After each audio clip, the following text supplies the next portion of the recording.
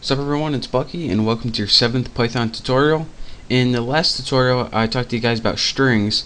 Now that you guys have a basic understanding of strings, I can talk a little bit deeper on how strings are more useful, and this is actually a more helpful tutorial.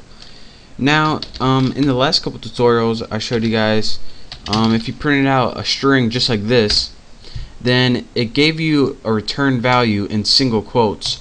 But if you printed it out like this, use the print statement and then put something like that, it wouldn't give you single quotes around it.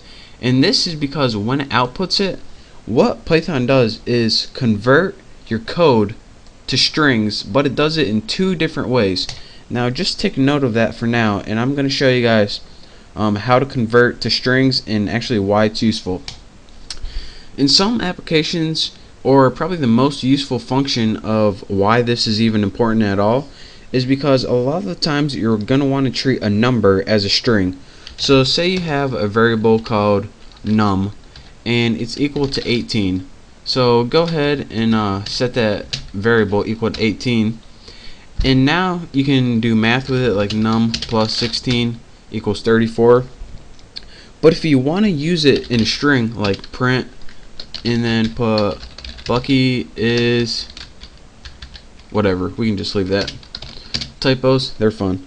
Bucky is, and then we tried to add the number 18 to a string. Look what we get. So we can't concatenate a string and add it with a number, even though we want to output the sentence Bucky is 18. So instead of doing that, we need to find a way to change that number into a string, because now what Python is doing is saying, alright, we have some letters and we want to add a number to it. How the F do you add a number to letters? That's not math, that's not English, that's not nothing. So now we have to find a way to convert that 18 into a string. So what we would do is put num, and then we set this equal to not 18 but str, and inside that put 18. And what this does is say, alright, whatever we put for the number variable, take the string 18, not the number 18. Now press enter. Now instead of the value 18 as a number, it sees it as a string, or just characters that it can output on the screen. Now if we try print and Bucky is, I'll spell it right this time, and then write num like that, we get Bucky is 18. So that's how you can convert a number to a string, so you can use it to like output stuff to a user, and it doesn't give you a bunch of error messages. Another thing that you can do is, say you have something like let's make another variable num2, move my cursor out of the way, num2 equals, actually let's get like 32 or something.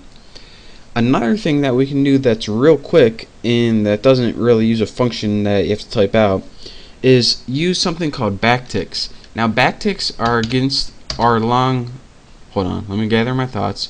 They're above that little tab key and beside the 1 on your keyboard. It's below the little squiggly line. It's below this thing. And let me show you guys how you guys can convert values or anything to a string using backticks. Backticks. Alright, here we go. Let's say we got 32 stored in num2. So anytime we try to concatenate that to a string, it's going to give us an error message. So let's go ahead and print my mom is add num2.